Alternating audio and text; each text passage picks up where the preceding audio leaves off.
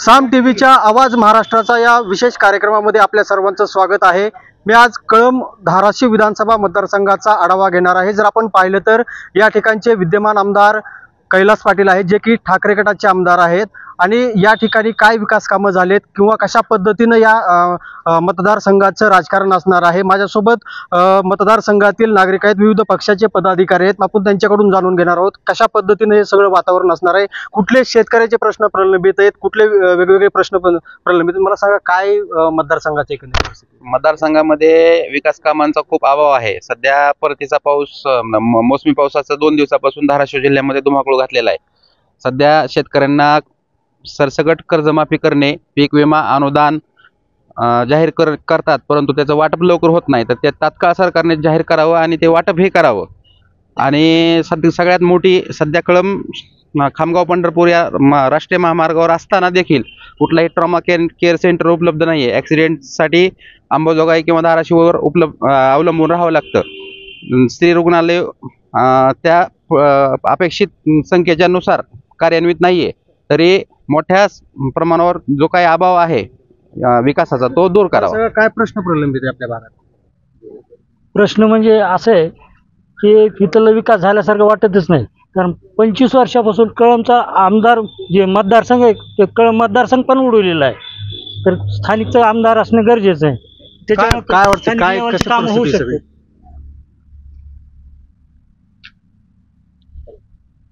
मला सांगा काय परिस्थिती आहे एकंदरीत काय परिस्थिती? परिस्थिती अशी आहे की आमची अशी इच्छा आहे सर्वांची की स्थानिकचा आमदार हवा आहे आम्हाला। स्थानिकचा आमदार असणं गरजेचं आहे आमच्यासाठी। कळंब धाराशिवचे आमदार विद्यमान कैलास पाटील आहेत। काय विकास कामं त्यांनी प्रामुख्याने केली, काय वाटतं? येथील आमदार साहेब विरोधी पक्षाचे असल्यामुळे शासनाचा निधी खेचून आणण्यामध्ये कमी पडलेले आहेत, आणि त्यामुळे कळंब धाराशिवचा विकास हा खुंटलेला आहे। त्यामुळे सत्ताधारी पक्षाचा आमदारीत असणे गरजेचं आहे।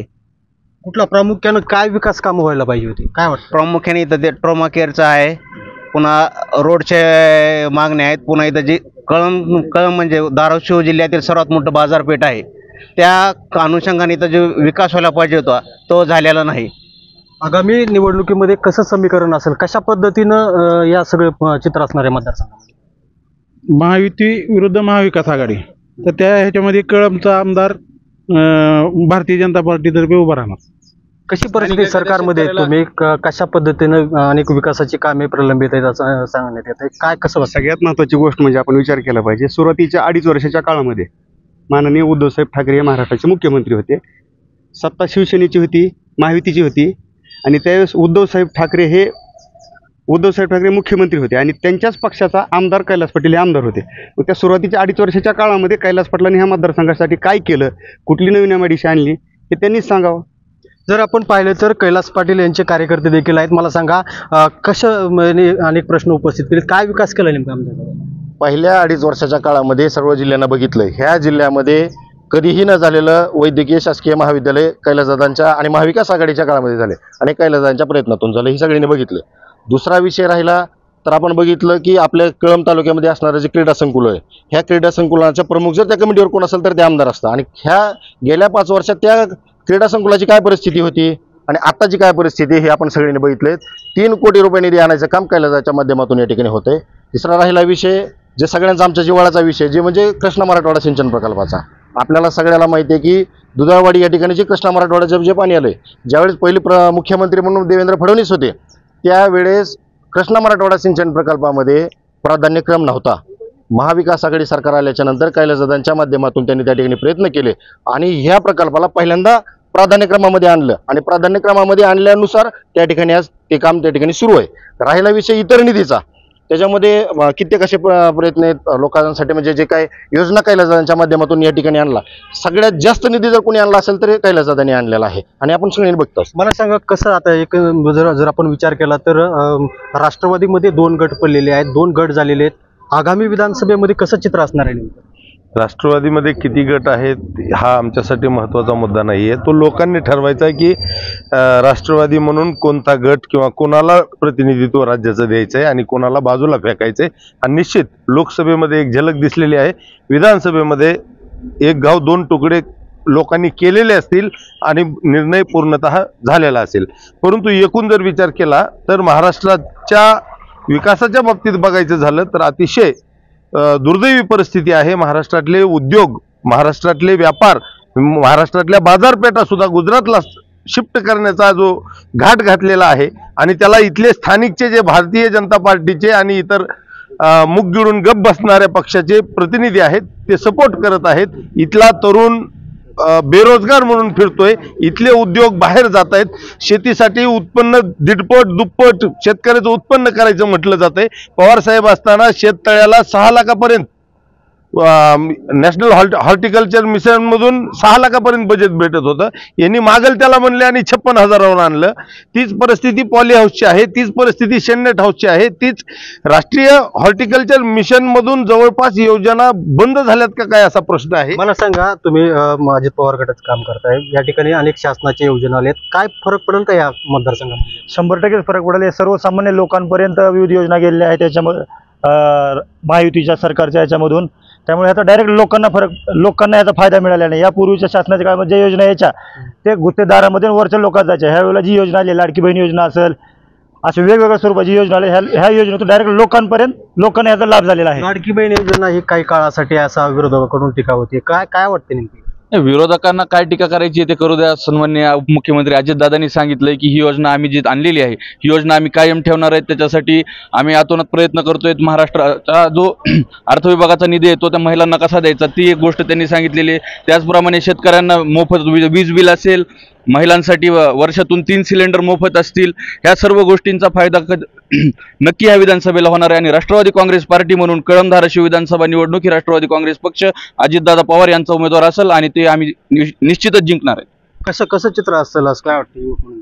एकंदरीत विधानसभेचं या ठिकाणी या कळंब धाराशिव मतदारसंघामध्ये आत्ताचे जे आमचे विरोधातील आमदार आहेत त्यांचा विकासाचा कामाचा धडाका नाही. परंतु आता आमच्या विरोधातील काही लोकांचं म्हणणं होतं की गुजराती मारवाडी लोकांचे जे उद्योजक आहेत की त्यांच्याकडे त्या व्यवसायाचं सगळं श्रेय घेऊन जात आहेत. परंतु रोहित पवार हे अदानीचे ड्रायव्हर होतात आणि अंबानीच्या लग्नामध्ये आदित्य ठाकरे पिवळं चुटूक होतात. त्याच्यामुळं कोण गुजराती मारवाडी लोकांना त्या ठिकाणी व्यवसाय घेऊन जाण्यासाठी सपोर्ट करत आहे हे महाराष्ट्र पाहतोय. आपण खरं तर धाराशिव कळंब विधानसभेचा आढावा करतो. मला सांगा, गेल्या 5 वर्षात अशी कुठली विकास कामं समाधानकारक झालीत किंवा कुठली प्रलंबित आहेत, काय वाटते तुम्हाला? नाही, याच्यामध्ये गेल्या 5 वर्षाचा विचार करता पहिलं 2.5 वर्ष जे आहे ते महाविकास आघाडीचं सरकार होतं आणि अजितदादासहित आम्ही सगळे त्या महाविकास आघाडीच्या सरकारमध्ये सुद्धा होतो. महाविकास आघाडीचं सरकार असताना या ठिकाणी आदरणीय पवारसाहेब असतील, अजितदादांकडेच अर्थ खातं होतं आणि त्या परिस्थितीमध्ये राजेशभाई यांच्या माध्यमातून उस्मानाबाद जिल्हा राष्ट्रवादी काँग्रेस पक्षाने जी काही पाठपुरावा केला त्या निमित्तानंच या ठिकाणी महाविद्यालय वैद्यकीय जी काही धाराशिवला झालं ते त्याचंच फलित होतं. याखेरीज इतर जी काही आमदारांनी निधी वगैरे आणण्याचा प्रयत्न केला, विद्यमान पालकमंत्र्यांनी पालकमंत्री झाल्याबरोबर जी काही कामं अडविली आणि ह्या कळंब तालुक्यावर जी काही अन्याय केला, नाही आता याच्यामध्ये हसेगाव ते इटकूर हा जो काही राज्यमार्ग आहे त्या राज्यमार्गाचा निधी मोठ्या प्रमाणामध्ये महाविकास आघाडीच्या सरकारमध्ये राष्ट्रवादीच्या पाठपुराव्यामुळेच त्या ठिकाणी आलेला होता आणि त्या रस्त्यामध्ये कंत्राटदार कोण असावेत काय या बाबतीमध्ये जी काही पालकमंत्र्यांनी त्या ठिकाणी स्थगिती दिली आणि त्याच्यामुळं आज तिथलं जे काही काम रखडलेलं आहे. धाराशिव जिल्ह्यामधलं प्रामुख्यानं कळंब तालुक्यामध्ये जी काही उपजिल्हा रुग्णालय आहे त्या उपजिल्हा रुग्णालयाच्यासाठी जागा हस्तांतरणाचा प्रस्ताव पालकमंत्र्यांनी काही न केल्यामुळं त्यांच्या नाकर्तेपणामुळे आज रोजी प्रलंबित आहे आणि त्याच्यामुळं या कळंब तालुक्याचा विकास खुंटण्यामध्ये सगळ्यात जास्त वाटा कोणाचा असेल तर पालकमंत्र्याचा आहे आणि त्याच्यावर आवाज न उठविण्यामुळं विद्यमान आमदाराचा आहे. त्याच्यामुळं या मतदारसंघाला राष्ट्रवादी काँग्रेस पक्षाशिवाय पर्याय नाही. जर अगदी भविष्यात जर आपण पाहिलं तर कशी सगळी परिस्थिती एकंदरीत असेल? अनेक मराठा समाजाचे देखील उमेदवार उभे राहण्याची शक्यता आहे. कसं चित्र असेल मतदारसंघात? जय जिजाऊ. धाराशिव आणि कळंब मतदारसंघ हा प्रामुख्यानं मराठा बहुळ मतदारसंघ आहे. या मतदारसंघामध्ये हे सरकार, विद्यमान सरकार सांगत आहे की आम्ही लोकांना अनेक योजना दिल्या आहेत, लोकांना खुश केलं आहे. परंतु या राज्यातल्या लाडक्या बहिणीनं कधीच म्हटलं नाही की मला 1,500 रुपये द्या. तिनं असं म्हटलं होतं की मला आरोग्याची योग्य सुविधा द्या. तिनं म्हटलं होतं मी ज्या गावात राहते त्या गावात रस्ते द्या, त्या गावात दवाखाना द्या, त्या तालुक्याला दवाखाना द्या, शाळा व्यवस्थित द्या, शाळेतल्या फीस कमी करा, शेतमालाला भाव द्या, बेरोजगारी कमी करा. परंतु तिनं ज्या मागण्या केल्या त्या मागण्या मान्य न करता तिनं जे कधी मागितलंच नाही असं ते लाचार करणारं, लाडक्या बहिणीला गुलाम करणारं महिना 1,500चं पॅकेज या सरकारनं दिलेलं आहे. परंतु हे पॅकेज या सरकारला वाचवू शकत नाही. लोकसभेला महाराष्ट्राच्या जनतेनं या लोकांना जागा दाखवून दिलेली आहे. कुठल्याही स्वरूपात या राज्यामध्ये पुन्हा बदलापूर होणार नाही याची या सरकारला काळजी घ्यावी लागेल. शिवरायांचा पुतळा आपण पाहिला, स्मारक उभारलं नाही, परंतु पुतळा सुद्धा नीट उभारला गेला नाही. म्हणजे हे सरकार सर्व दृष्टीनं अतिशय नाकाम ठरलेलं आहे आणि यांची सत्ता निश्चित येऊ शकत नाही. विधानसभेमध्ये काय फॉर्म्युला असेल, काय मुद्दे असणार आहेत भाजपकडून? येणाऱ्या विधानसभामध्ये आम्ही ज्या सरकारने योजना केलेल्या आहेत, लाडकी बहीण असेल, पंतप्रधान ग्राम विकास योजना असेल, PM किसान सन्मान निधी असेल, तुम्हाला सांगतो या आपल्या शहरातून खामगाव पंढरपूर रस्ता असेल, इत्यादी अशी भरपूर कामं आहेत की आमच्या भारतीय जनता पार्टी आणि महायुतीच्या सरकारनं या 2.5 वर्षाच्या काळामध्ये आणि आधीच्याही गेल्या 5 वर्षाच्या सरकारमध्ये देवेंद्र भाऊ फडणवीस मुख्यमंत्री होते, या काळामध्ये आपल्या जिल्ह्याचे नेते सन्माननीय सुजितसिंगजी ठाकूर साहेब आणि माननीय राणादादा पाटील यांनीच हा वैद्यकीय महाविद्यालयाचा प्रश्न मार्गी लागून आणि येणाऱ्या रेल्वेचा प्रश्न सुद्धा त्यांनी सोलापूर ते तुळजापूर या सातत्यानं प्रयत्न करून हा विकासाचा दृष्टिकोन आपण पाहिले तर अगदी महिला देखील आहेत. मला सांगा, शासनाने अनेक योजना आणल्यात, मुख्यमंत्री लाडकी बहीण योजना आहे, काय त्याचा फरक पडेल किंवा कसं वाटतं, एकंदरीत कसं चित्र आहे? मुख्यमंत्री लाडकी बहीण योजनेवर एवढी टीका केली जाते. शासनाने केलेली ही योजना सर्वसामान्य महिलांपर्यंत खरं तर पोचलेली आहे आणि महिलाही सध्या आनंदित आहेत की आम्हाला आमच्या भावानी लाडकी बहीण योजने अंतर्गत भाऊबीज आमची राखी पौर्णिमा साजरी केलेली आहे. जर यांना एवढा विरोध करायचा आहे ह्या विरोधी पक्षाला किंवा यांच्या आमदार खासदारांना, ह्यांनी यांच्या पेन्शन आणि यांच्या काय पगारी आहेत, काय जे काय आहे ते त्यांनी सरेंडर करावं ना. त्यांना ते त्यांचा आक्षेप काय आहे की बाबा शासनाच्या तिजोरीवर खूप मोठा असा लोड येतोय किंवा म्हणजे तिजोरीत पैसाच नाही, खडखडाट आहे, मग हे काय करणार आहेत, कर्ज ऑलरेडी कर्ज एवढं मोठं. मग ह्यांनी काहीतरी स्वतःहून व्हावं ना. जनतेकडूनच ह्यांना अपेक्षा आहेत की घेऊ नका म्हणून काही कुणी निवेदन देत आहे, कुणी विरोधी पक्ष हे करते की बाबा चला त्यांच्या विरोधात काय येईल, किंवा गोरगरीब महिलांना, ज्या अशिक्षित महिला आहेत, ज्यांना फॉर्म भरता येत नाहीत, ज्यांचे फॉर्म भरले जातात भावांच्याकडून, एक कार्यकर्ते आमचे जेव्हा फॉर्म भरायला जातात तेव्हा त्यांना मिसगाईड केलं जातं की तुम्ही ते फॉर्म भरू नका किंवा काही मिळत नसते, हे इलेक्शनसाठी आहे, हे इलेक्शनचा तेवढा केलेला प्रोपगंडा आहे. असं काही नाही. ह्यांनी करावं, ह्यांनी स्वतःहून विरोधी पक्षांनी सरेंडर करावं. आपले जे काही पेन्शन आहेत, पगार आहेत, 2-2, 3-3 टर्म हे आमदार खासदार राहिलेल्या लोकांनी किंवा सध्या चालू आहेत त्यांनी तिजोरीत म्हणजे भर पडेल ना. नक्की विरोधकांनी टीका न करता अगदी ज्या पद्धतीनं जी आहे ती विकास कामं केली पाहिजेत. मला सांगा, शहरामध्ये कुठली अशी विकास कामं व्हायला पाहिजे होती ती झाली नाही? या स्थानिक आमदारांनी कुणाचाही विकास केला नाही. फक्त 10% गुत्तेदार ह्यांनी जगविलेले आहेत. त्यामुळे आम्हाला कळमचा आमदार पाहिजे जे विकास कामं करू शकेल. आम्हाला ठेकेदार जगवायचे नाहीत.